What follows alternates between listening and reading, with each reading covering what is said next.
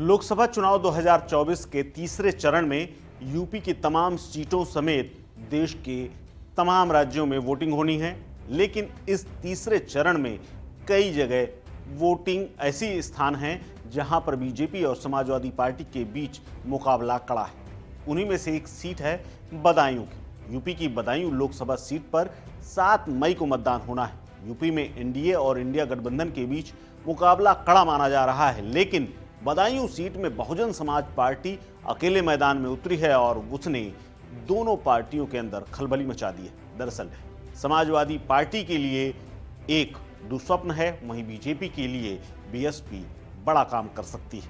दरअसल लखनऊ से करीब 270 किलोमीटर दूर बसे इस शहर में लोकसभा सीट का चुनाव ऐसा है जहां से बड़े बड़े दिग्गज चुनाव जीत चुके हैं। लेकिन 2019 में समाजवादी पार्टी का वो क्रम टूट गया जो 6 बार से वो लगातार यहां पर अपना सांसद बनाती आई थी। इससे पहले शरद यादव से लेकर चिन्मयानंद तक इस क्षेत्र के सांसद रह चुके हैं और इस सीट पर 1996 से समाजवादी पार्टी का कब्जा रहा है। लेकिन 2019 में ये क्रम टूट गया और आम चुनाव में बीजेपी ने सीट को हथिया लिया। इस सीट के जातीय समीकरण बेहद चौंकाने वाले हैं, जो कि समाजवादी पार्टी के पक्ष में दिखते जरूर हैं, लेकिन बसपा के आ जाने के बाद यहाँ पर आंकड़ा बदल गया है। तो आपको बताते हैं कि 14 लाख आबादी वाली बदायूं सीट के समीकरण और यहाँ का इतिहास क्या है।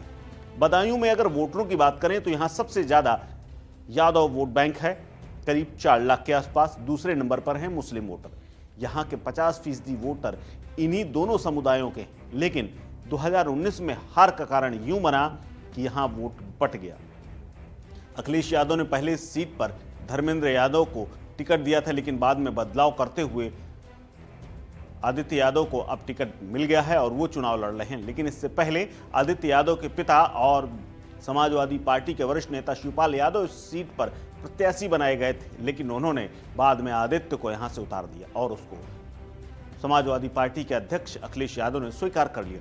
वहीं सबसे बड़ा खेल किया बीएसपी ने। बीएसपी ने यहां पर बाहुबली नेता डीपी यादव को मैदान में उतार दिया है, जबकि बीजेपी की तरफ से दुर्विजय सिंह। बदायूं की जातीय समीकरण की अगर बात करें तो 4 लाख यादव, करीब 3.5 लाख मुसलमान हैं और यहाँ गैर यादव ओबीसी वोट बैंक भी करीब 2.5 लाख है। इसके अलावा वैश्य, ब्राह्मण और अन्य जातियों का वोट भी करीब 2.5 लाख है। इसके अलावा दलित वोटरों की संख्या करीब 1.25 लाख के आसपास है। यादव और मुस्लिम, जो कि समाजवादी पार्टी के पारंपरिक वोटर माने जाते हैं, इस इलाके में बहुमत में हैं या यूं कहें बाहुल्य हैं।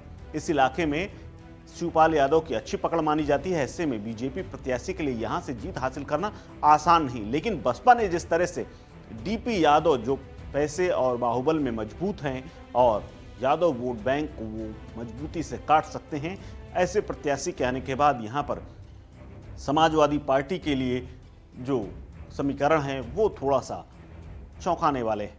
इसके अलावा यहां पर अगर बात करें तो समाजवादी पार्टी के खाते में ये सीट 6 बार गई। 6 उम्मीदवारों ने यहां से जीत हासिल की। 1996 से 2019 तक अखिलेश की पार्टी का कब्जा रहा, लेकिन संघमित्रा मौर्य ने पिछली बार यहां से जीत हासिल की।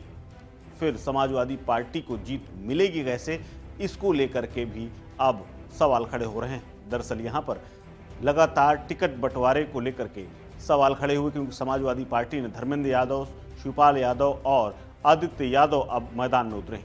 यानी बेहद कम वोटों के साथ जब धर्मेंद्र यादव 2019 में हारे थे, उसको कवर करने के लिए समाजवादी पार्टी रणनीति से ज़्यादा अपने टिकटों को लेकर के उलझी रही। दरअसल यहाँ की बात करें तो संघमित्रा को पिछले 2019 के चुनाव में 47.7% वोट मिला था, जबकि 46% वोट समाजवादी पार्टी के प्रत्याशी धर्मेंद्र यादव को मिले थे। वहीं कांग्रेस प्रत्याशी को मात्र 4.8% वोट मिले थे। इस बार समाजवादी पार्टी विपक्षी गठबंधन के साथ है। ऐसे में कांग्रेस इस सीट पर उम्मीदवार नहीं उतार रही है और नहीं उतारी है। अगर कांग्रेस का वोट शिवपाल के बेटे आदित्य यादव को मिल जाता है तो उनकी जीत लगभग तय मानी जाती है। लेकिन डीपी यादव पर भी सब कुछ निर्भर करेगा कि वो कितनी मेहनत करते हैं और कितना वोट काट पाते हैं। अगर बदायूं की बात करें तो यहाँ पर 1952 में कांग्रेस के बदन सिंह ने जीत दर्ज की। उसके बाद साल 1957 में कांग्रेस के रघुवीर सहाय को जीत मिली, लेकिन साल 1962 में ये सीट भारतीय जनसंघ के पास चली गई। जनसंघ के उम्मीदवार ओमकार सिंह ने जीत हासिल की और साल 1967 में आम चुनाव में इस सीट को बरकरार रखा गया। लेकिन साल 1971 में कांग्रेस के करण सिंह यादव यहां से विजय हुए। 1977 में जनता पार्टी को इस सीट पर जीत मिली। जनता पार्टी के ओमकार सिंह ने जीत हासिल की। अब देखना होगा कौन कितना वोटरों को लुभा पाता है और 2024 में कौन यहां से लोकसभा चुनाव जीत करके संसद पहुंचता है।